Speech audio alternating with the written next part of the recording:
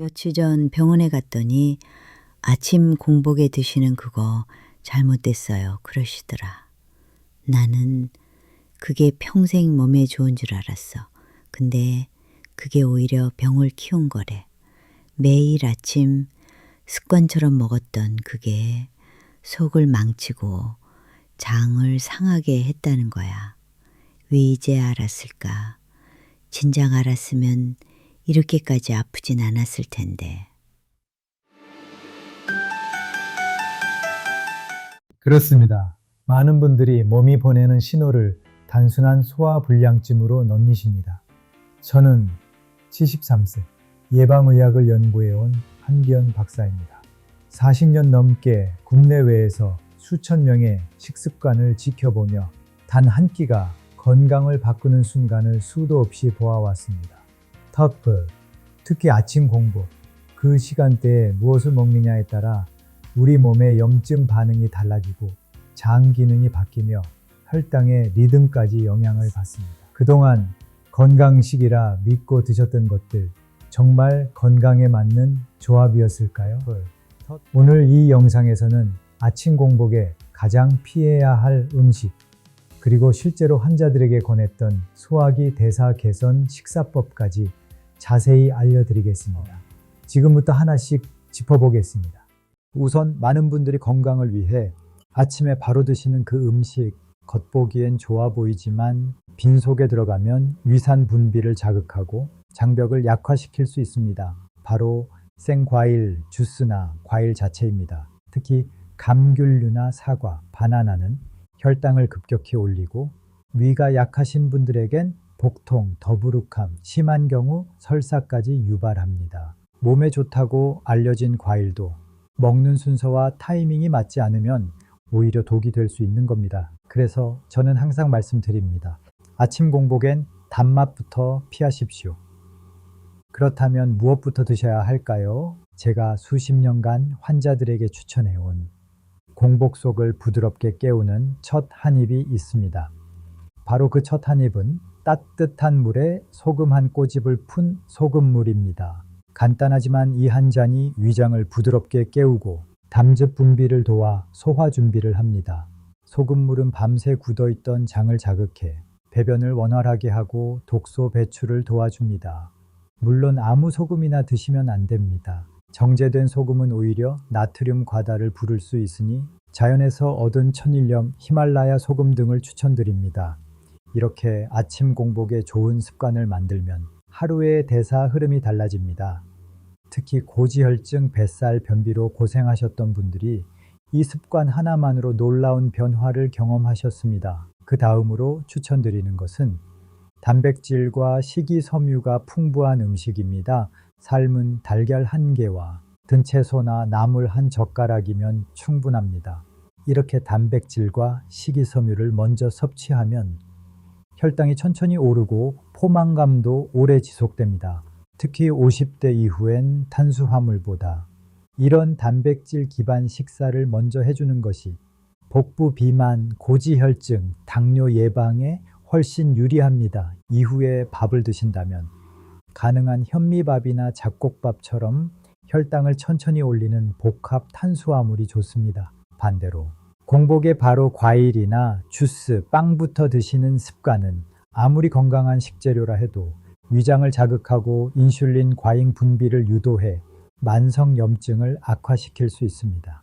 공복에 먹는 순서 단 한 가지 바꾸는 것만으로도 몸은 생각보다 빠르게 회복합니다. 많은 환자분들이 말씀하십니다. 박사님, 그렇게 조금 바꿨다고 정말 몸이 달라질 수 있을까요?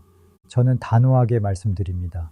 네, 달라집니다. 다만 조건이 하나 있습니다. 하루 이틀이 아니라 최소 2주에서 4주간은 꾸준히 실천해 보셔야 합니다. 실제 제 환자 중 한 분은요, 60대 중반 여성분이셨는데 오랜 기간 복부팽만과 고지혈증으로 고생하셨습니다. 이분이 바꾼 건 단 하나, 아침 공복 식사 순서였습니다. 소금물 한 잔으로 하루를 시작하고 달걀과 채소, 그 뒤에 밥, 단순한 변화였지만 4주 후 피검사 수치가 눈에 띄게 좋아졌고 무겁던 속도 훨씬 편안해졌다고 말씀하셨습니다. 또 다른 남성 환자분은 늘 아침에 바나나 하나와 커피로 식사를 대신하셨습니다. 겉으론 괜찮아 보였지만 늘 피곤하고 오후엔 집중력이 떨어진다고 하셨죠. 그분께도 같은 방식으로 공복 첫 식사를 바꾸는 습관을 제안드렸습니다. 2주 후 그분은 이렇게 말했습니다. 박사님, 아침에 진짜 덜 피곤해졌어요. 전엔 점심 전까지 멍했는데 지금은 머리가 맑아요. 이처럼 작은 변화 하나가 우리 몸 전체의 기능에 영향을 줄 수 있다는 걸 몸으로 느끼게 되는 순간이 분명히 옵니다. 그리고 이 변화는 특히 염증 수치와 장 건강에 지대한 영향을 줍니다. 아침 공복에 인슐린을 급격히 올리는 음식, 예를 들면 설탕이 들어간 시리얼, 단 음료, 과일 주스 같은 것들은 장내 미생물의 균형을 무너뜨릴 수 있습니다. 반면 따뜻한 물, 소금물, 단백질, 식이섬유는 좋은 균이 살아가기 좋은 환경을 만들어줍니다. 장의 환경이 좋아지면 면역력, 피부 상태, 기분까지도 함께 달라집니다. 우리는 때때로 몸의 신호를 너무 무시하며 살아갑니다. 속이 더부룩한 것도, 아침에 피곤한 것도 나이가 들어서 그러려니 하고 넘기시죠. 하지만 그건 단순한 노화가 아니라 몸이 보내는 경고 신호일 수 있습니다. 그 신호를 귀 기울여 들어주는 가장 쉬운 방법, 그게 바로 아침 공복 식사 습관을 바꾸는 일입니다. 그렇다면 여기서 한 가지 질문이 생깁니다. 박사님, 공복에 커피는 어떤가요? 많은 분들이 아침에 눈 뜨자마자 커피부터 찾으십니다. 습관처럼 또는 잠을 깨기 위해서 말이죠. 하지만 공복에 커피를 마시는 건 위점막을 자극해 위산 과다를 유발하고 속쓰림, 위염, 소화장애로 이어질 수 있습니다. 특히 속이 약하신 분들, 위염 병력이 있으신 분들은 공복 커피를 절대 피하셔야 합니다. 커피는 아침 식사를 어느 정도 마친 후 그때 드시는 것이 가장 안전합니다. 그리고 가능하다면 설탕이나 크림이 들어가지 않은 블랙커피로 드시는 것이 좋습니다. 또 한 가지 주의할 점은 아침에 빈속에 복용하는 건강 보조제입니다. 비타민C, 칼슘, 마그네슘 같은 영양제들은 공복에 섭취할 경우 위를 자극하거나 흡수율이 떨어질 수 있습니다.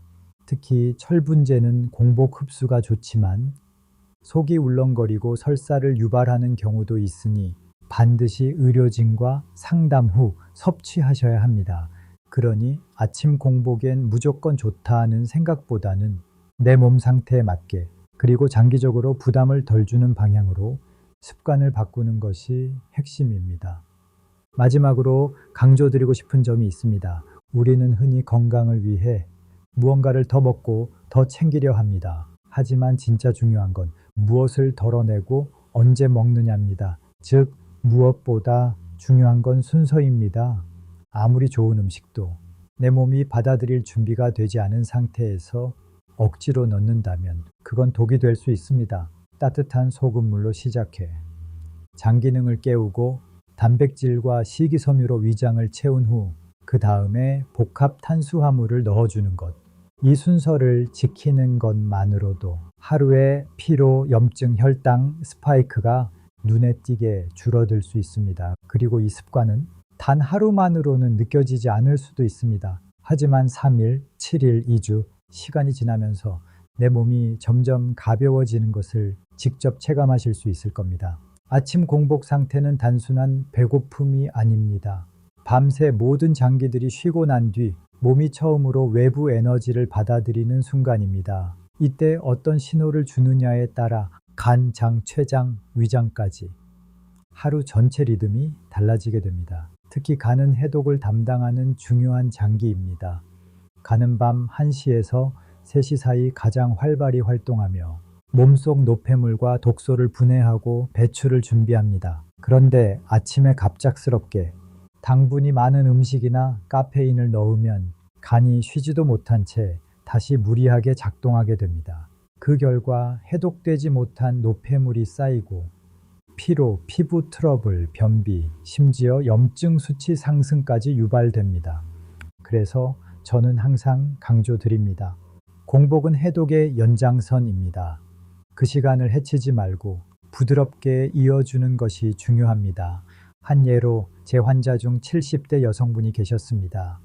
이분은 늘 아침에 과일 주스를 갈아 드시며 나는 건강하게 시작한다고 믿고 계셨죠. 하지만 늘 속이 더부룩하고 눈 밑이 부어 있으며 화장도 뜨고 피부가 푸석하다고 하셨습니다. 제가 식사 순서와 내용만 바꿔드렸습니다.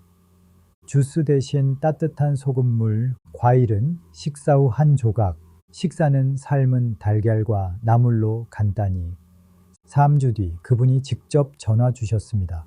박사님, 속이 편안해지고 얼굴이 맑아졌다는 얘기를 들었어요.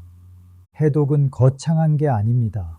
몸이 제 기능을 할 수 있도록 도와주는 환경을 만드는 것, 그게 바로 해독입니다. 그리고 그 출발점은 아침 공복의 첫 선택입니다.